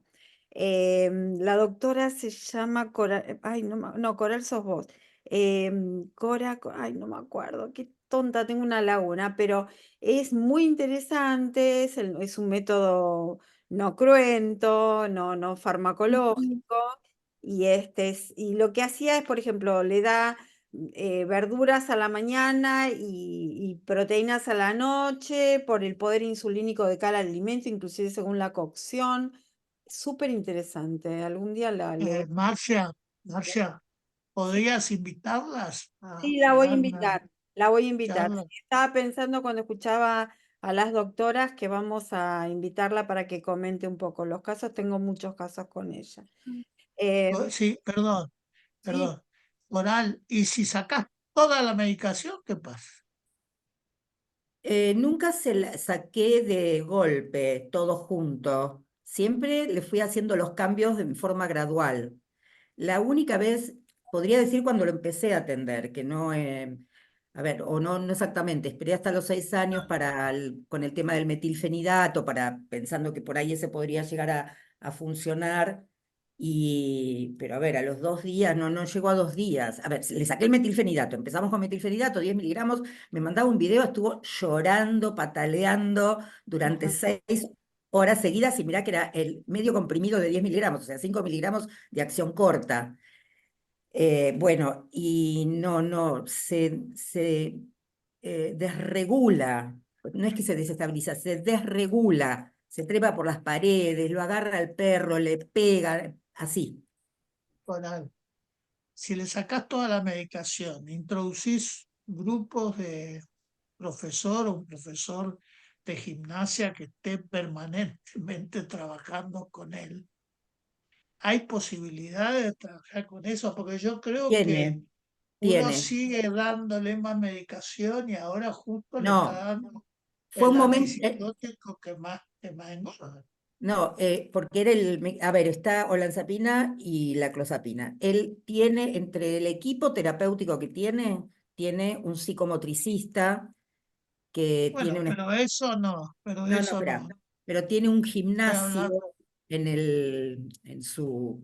Él tiene armado como un centro donde tiene un gimnasio y a ver, tiene dos acompañantes. Tiene un acompañante escolar por las conductas y tiene un acompañante extraescolar que con ese va todos los días al lugar donde hace terapia, donde tiene a la psicóloga, y él con el psicomotricista que a su vez tiene como un equipo donde hay licenciado en educación física y algo hacen, Yo, pero es muy Coral, difícil Coral, trabajarlo. perdóname. Yo te digo, hacer verdaderamente un profesor de gimnasia, no un psicomotricista. Yo amo a los psicomotricistas porque nosotros introducimos los psicomotricistas con la doctora Añez en la clínica hace muchísimos años atrás. Pero yo digo un profesor de gimnasia que lo haga caminar, que le haga hacer natación, o sea, que introduzca como si fuera una meditación. Sí, Y es que es porque una... yo tuve un chico con 30 kilos de peso de aumento, porque cada vez que tenía un 5 se le iba agregando medicación. Entonces le suspendí todo y que vaya a hacer gimnasia el mayor tiempo posible. Adelgazó 30 kilos. Pero bueno, porque a veces uno hace un diagnóstico, va a otro psiquiatra y hace otro diagnóstico y le agrega otra medicación, y va al otro y le agrega otra medicación, y entonces se va formando una bola de medicaciones que verdaderamente te llama la atención. Sí, sí. A ver, de todas maneras, no es que todos los que nombré los está tomando todos juntos. Te Eh, digo que vos sos una sí. luchadora y sos No, sí. muy capaz y sos una excelente psiquiatra. Por eso permito Sí. decírtelo. Sí, luchadora seguro que sí. Y además, No, no, sos una no, excelente psiquiatra. no aflojo y trato de acompañar todo lo que puedo. Este es uno de los casos más difíciles que estoy atendiendo actualmente. Seguro, seguro. Y que en un No, no, yo sé, momento, tus casos son todos difíciles. no, pero particularmente por las características de este niño, porque realmente me genera mucha ternura, es muy inteligente y no hay forma, no, es como si no pudiera aprovecharse todo esto. Y así como parece mucha la medicación, también hay muchos profesionales alrededor de todo esto. Yo nombro al psicomotricista porque es el que introduce ahora ya no son más profesores, son licenciados en educación física. Entonces, y además de una psicóloga y una psicopedagoga que no necesita, porque no tiene problemas de aprendizaje, ni siquiera necesita técnica para aprender, pero necesita a alguien que le esté diciendo quédate, sentate, sentate, sentate, sentate. Nada. Yo un día dije basta de medicación, consultaron igual con con otro colega y vinieron con una medicación nueva que tampoco le funcionó, pero no va a tomar más. A ver, de lo que sea de mi parte fue, mira, le vamos a ir sacando la medicación, vamos a dejar esta que es con la que está, y entonces la idea es el neuroléptico, el estabilizador. Creo que son esos dos medicamentos que hay que sostenerlos, y todo lo demás, ese andamiaje, es más, que en la escuela lo reciban, porque en la escuela tampoco lo quieren recibir, es difícil llenarle el día. Yo creo que sacarlo de la escuela y ponerlo a trabajar en gimnasia, que tenga un profesor de gimnasia de 24 horas, un chico que empiece a querer la gimnasia y pueda desarrollar y sacarle toda la medicación, en mi opinión, ¿eh? Vos después con Al decís, el doctor Jun está ya viejo y dice No, pero es un cualquier caso cosa. que, a ver, anotalo lo presento en un Ateneo, todo el caso, desde que lo empecé a atender, y lo Bueno, discutimos porque es un caso para discutir, sí, sí, sí, bueno, bárbaro. sí, sí. Bueno, Marcia, perdoname. permiso. Escucho, sí, dale, Franco. ¿Cómo te va tanto tiempo? Dale, ¿Cómo va tanto tiempo? ¿qué decís? Este, ¿Estás allá? ¿Cómo? ¿Estás en Estados Unidos? Estoy en Estados Unidos, sí. Bueno, dale. Dale, Francisco. Bueno, para los que no me conocen del hospital o de mi último tiempo en el hospital, soy ex médico del Tobar, y me fui del país hace un año. Tengo un par de cosas que me fueron surgiendo a medida de la presentación. Eh, una como reflexión de por ahí seguir las guías de los aumentos de peso para cada droga o lo esperable de aumento de peso para cada droga.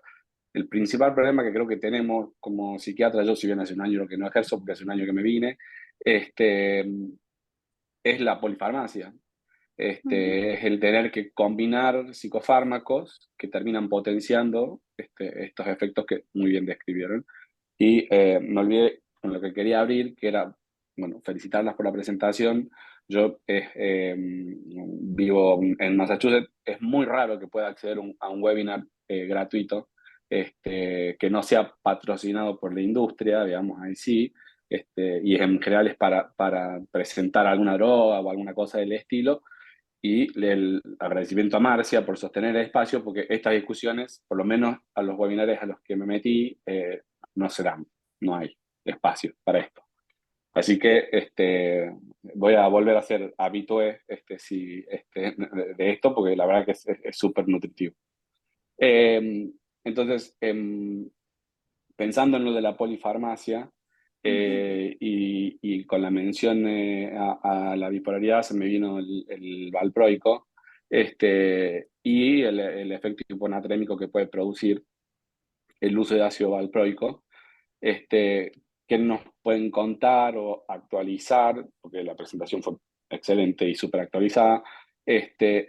Digamos, el uso de la carnitina como digamos, adyuvante, tratamiento, ¿no? Para esta problemática en particular que puede dar el valproico en niños, sobre todo, si se usa, si no se usa, si está aprobada o no, porque ahí yo la verdad no sé.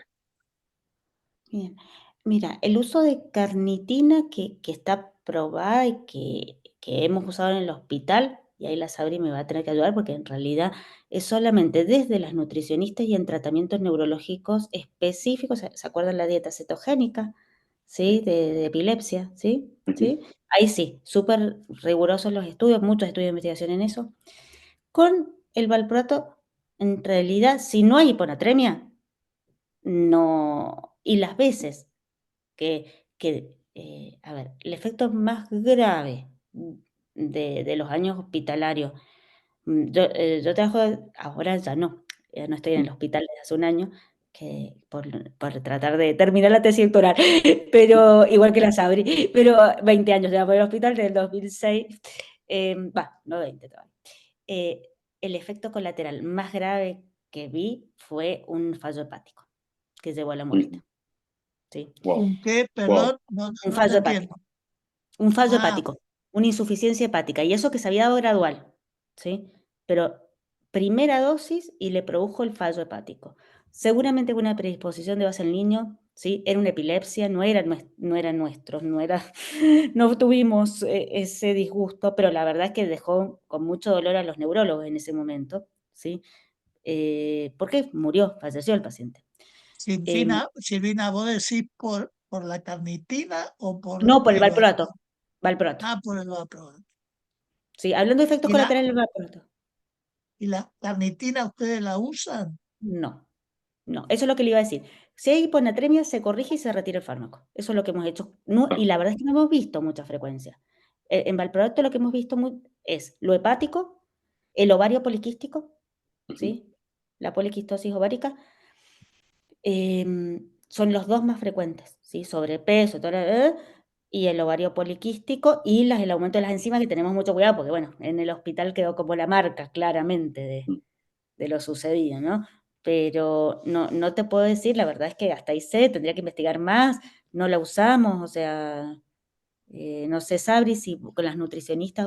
Sí, en el hospital sí, lo usan en niños, más que nada las nutricionistas que están en el servicio de metabólicas, para alteraciones en el metabolismo de ácidos grasos de cadena específicas. corta, alga, para eso Ajá. lo usan, pero si no, no es de uso así como habitual. Claro, ahora me hiciste Hay acordar, sí, para metabolopatías que sí. Ujú. metabolopatías que le falte la carnitina específica. sí. Y Ok. Francisco, Sí, ¿por qué? Primero te felicito que estés gra- pasando por, estás haciendo la especialidad ya, no, posgrado. estoy en el proceso de dar los exámenes para revalidar el título de médico. Oh, que te vaya muy bien. Falta. Francisco, ¿por qué sacaste lo de la carnitina? Porque me vino a la cabeza de alguna clase, no sé si de la presidencia, de algún curso, de un congreso, de lo que sea, la mención del uso de la carnitina en pacientes que tenían hiponatremia por valproico. Ujú. Ajá. Pero Estaba pensando, no es algo que investigué ni que profundicé después ni nada de eso. claro, quizás lo que le podemos ofrecer desde Mendoza es contactar a Marcela Pereira, que es especialista en enfermedades metabólicas, ¿sí? Que ella es la que en el hospital trabaja con carnitina y desde la medicina y desde la nutrición, bueno, lo que ustedes aporten, y también tenemos una nutróloga que es Alma Hassan. Son las dos que yo les podría facilitar o los contactos, si quieren armar material las puedo convocar como para poder pensar en eso. Eh, pero tendría que investigar Marcia, más, Fran, no puedo decirte Sí, por nada. supuesto que sí, inclusive la podríamos llamar a coordinar a Marina Eslago, que es especialista en enfermedades endocrinológicas acá en Buenos Aires, ha trabajado con el grupo de chamoles, ella tiene también Claro, mucho, ella trabaja con chamoles. claro, Em, claro, y sería muy útil poder hacer Y este. Marce, y no te olvides de Nora Atanasio, que también era del grupo de chamoles, que fue un tiempo neuróloga del Tobar y ahora dirige el equipo de neurometabólicas en el ELISAL. Sí, por supuesto, podríamos hacer una hermosa mesa redonda. Sí, por supuesto. Bueno, Yo ahí, sí, tengo decime. Sí, una cosita, o ¿cómo sea, no? una mención y dos preguntitas Hay más. cosas que no quedan. Eh, la mención es sobre todo al tipo de población que tenemos. Yo soy nacido y criado en un hospital público. La importancia de esto que resaltaron, ¿no? De la anamnesis ampliada y la historia clínica expandida, buscando los antecedentes de sobrepeso, de hábitos alimentarios y demás. ¿Por qué no tenemos después otros medios por ahí en lo Y de respuesta a público? fármacos, te agrego, Fran, porque para ahí no olvidamos eso, de respuesta a fármacos en la familia. Mm, bien, gracias. Perdón. Y las preguntitas, una es con la, vamos a decir, controversia, entre comillas, porque no es una controversia grande, del uso del índice de masa corporal versus el uso de percentilos en pacientes, digamos, Pediatra. infantojuveniles, en pacientes pediátricos.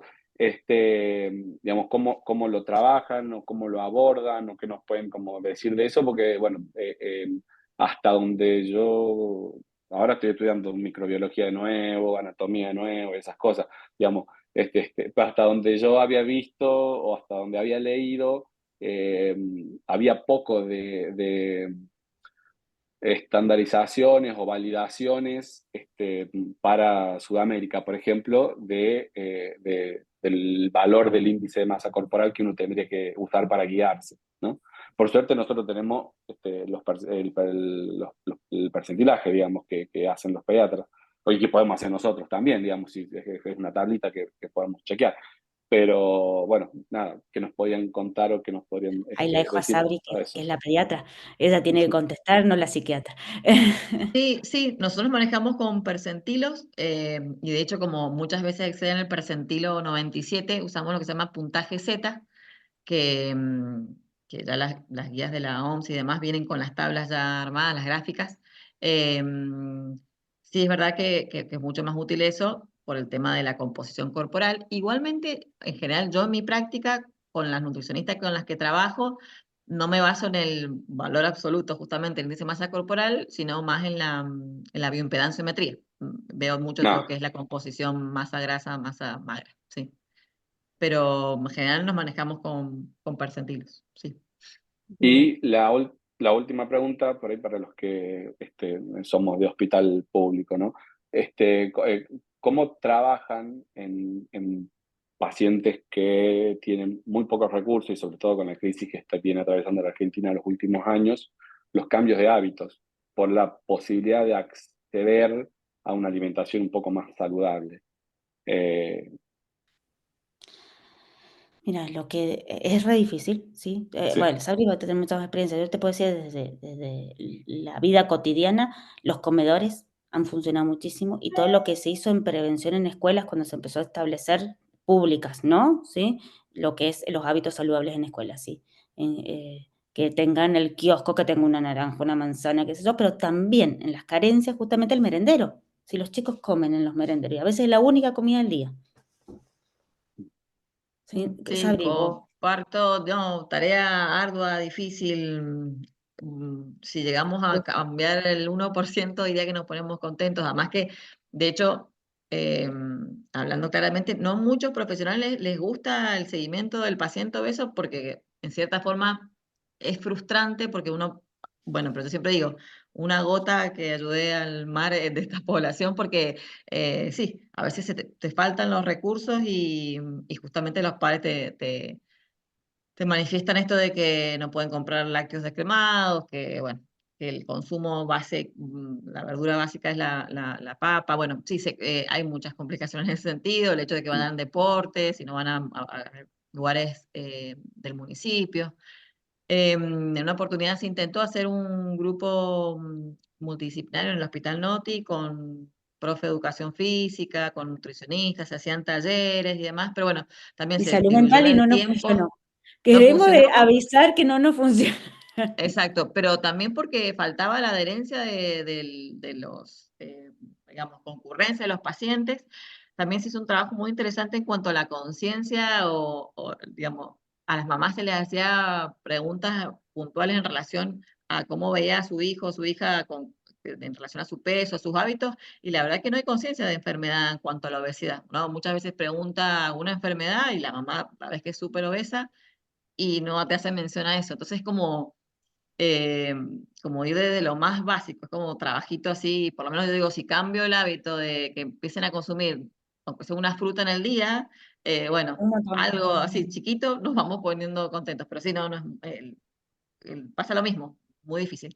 De todas formas, yo también, que hago las dos cosas, público y privado, la verdad que esto de los kioscos saludables, en realidad en los colegios privados, vos ves que no se respeta y siguen llevando meriendas que abundan los ultraprocesados, o sea que también es algo difícil de inculcar en todo nivel social. Lamentablemente Sí, el tema de la incluso la industria, el tortita, vos decís, consumo, la tortita, en Mendoza la tortita de la mitad de la mañana, sí que es un hábito la tortita es un pancito, les aviso. No es un pancito como un bolsito de pan ultra graso, sí, como un bizcochito de grasa. En La Rioja tenemos, yo soy de La Rioja, en La Rioja tenemos, se llama raspadita, debe ser más o menos lo Claro, esa mismo. es la raspadita, la Este, y la da o sea, los merenderos, ¿sí? O la escuela cuando dan la copa de leche, la dan con una tortita. Se trató de que la dieran con una fruta, ¿sí? Y no funciona. Y eso que es una provincia que produce fruta, o sea, que podría ser hasta más barata que la tortita, digamos. O sea, como, bueno, pero- de nuevo, gracias. Gracias. Sí, Francisco, en Estados Unidos hay cualquier cantidad de obesidad. terrible, Ah, terrible, bueno, pero por terrible. comer tanta porquería, o sea, es La cantidad terrible. de gente que se ve en supermercados, niños, adolescentes, adultos, en supermercados, en shopping, en cosas, con estos carritos motorizados que son súper obesos y que van en eso porque no deben tolerar caminatas largas, yo estoy como, wow. Qué bárbaro. Sí, por eso. Quería Así que bueno, Bueno, yo Franchu, agradezco nada así que más. si te vamos a ver toda la semana, cada vez que estemos, vamos a estar muy, muy contentos. Así que ya te vamos a hacer preparar algo. Gracias. Una alegría. ¿Qué te iba a decir? Hay una pregunta para las chicas, no, es un comentario para el caso clínico de Coral. El doctor Ingalina sugiere el uso de clonidina.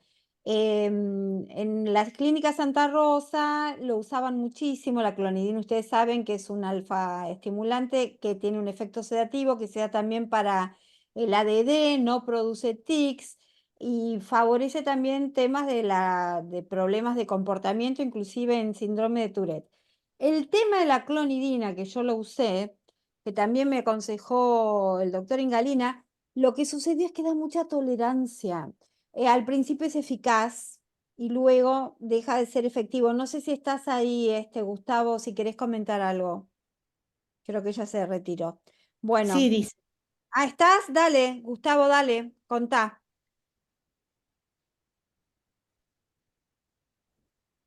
Te damos pantalla. ¿Se escucha ahí? Sí, estás ahí, ponete imagen. ¿Se me escucha nada? Es que justamente no puedo poner, estoy en una computadora, no No hay tiene link. ¿Se problema, no escucha, hay no? problema. Sí, sí, sí, dale, contá, Gustavo, a ver, porque es muy interesante el tema de lo de la clonidina para este tema, para los problemas de comportamiento. Bueno, obviamente estaba escuchando un poco a Coral, el caso clínico que relataba, y a ver, la clonidina generalmente nosotros la utilizamos, como bien decís vos, para hiperactividad, cuando otra cosa no funcionó. ¿Qué pasa?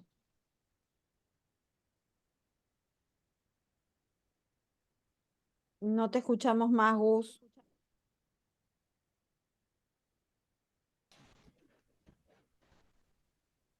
¿Querés escribir en el chat? Sí, lo que decía es que hay una hiperactividad que tiene que ver un poco más con trastornos psicóticos o con desorganización de la conducta, que la clonidina la aborda muy bien y los pacientes pueden estar menos hiperactivos o pueden estar más organizados y al mismo tiempo, en combinación con antipsicóticos, disminuye la auto y la heteroagresividad. Entonces pensaba en este paciente que no me escucho a mí mismo, o sea que estoy hablando así al aire. Nosotros sí. En este paciente que contaba Coral, quizás incorporarle clonidina podía mejorar la hiperactividad y el tema de la hetero y autoagresividad. Al mismo tiempo, quizás se organizan más los chicos. Lo malo de esto es que o sea, no hay preparados, digamos, los laboratorios no lo hacen y hay que mandarlos a preparar con de los preparados magistrales. Yo uso una farmacia que hay en Palermo, pero bueno, habría que averiguar otras. Sí, está Eh, la de la facultad, está la del Águila, se hacen comprimidos de sí, 0,005. sí. De confundirse porque si no se intoxican los chicos y Hay que tener cuidado hay que hacer hay que pedir un electrocardiograma de base porque es riesgoso el tema de la hipotensión y la bradicardia. Pero bueno, una vez que eso se hace, hasta 0,4 más o menos es la dosis máxima que se puede dar. Pero sí, 0,025, 0,05, bien, bárbaro. Bueno, muchas gracias, Gus. de nada. Bueno, chicas, si les parece, quieren decir alguna palabra para cerrar, vamos cerrando este brillante Ateneo y después le damos la palabra a la doctora Añez, al doctor Yunes. ¿Sí? La doctora Añez se quiere hablar. Sí, doctora. Felicitar calurosamente a ambas expositoras porque ha sido brillante y muy actual. Yo tuve la suerte de estar en la primera presentación en el año 2008 en Washington, cuando se presentó todo el estudio genético para detectar el mejor medicamento para cada persona. Que luego se conectó con la Clínica Mayo y que nos permitía en Rochester mandar las muestras para hacer estos estudios. Y se ha avanzado muchísimo hasta el día de hoy. Tuve experiencias con el Neurogen con pacientes adultos, no con niños, y fueron experiencias interesantes, aunque no siempre exitosas. Quería comentar que este tema de la obesidad es un tema sociocultural, me parece muy importante porque hay un aumento muy preocupante de la incidencia de esta enfermedad tan compleja en la población general. Mi experiencia es que poder trabajar con niños antes de la menarca en las niñas y antes del comienzo de la pubertad en los varones, en grupos terapéuticos y preventivos. Puede ser de mucha utilidad. El doctor Garrahan, viejo maestro, decía que los niños que lograban llegar a la menarca con el peso normal y habiendo corregido su obesidad antes de la menarca o de la adolescencia, tenían mejor pronóstico evolutivo en cuanto a esa patología. Yo calculo también que, como decía muy bien el doctor Yunes, poner un terapeuta corporal que acompañe a estas personas que parecen tan frágiles ante sus propias limitaciones. Quiero decir que me parece también entender la desmoralización que pueden tener los médicos y los psicólogos que atienden a estos pacientes, porque a veces son muy frustrantes en cuanto al cumplimiento del tratamiento y a la adherencia al tratamiento. Por otro lado, felicitar y acompañar a Coral en su titánica tarea con este paciente tan difícil y decirle que yo tuve una buena experiencia con litio en una niña con fuertes antecedentes de bipolaridad en la familia, de 3 generaciones de bipolares, una niña de 7 años. Y no tuve problemas, ¿no? O sea, por un tiempo le di esa medicación y anduvo bien, incluso supe después que había sido una estudiante universitaria, etc.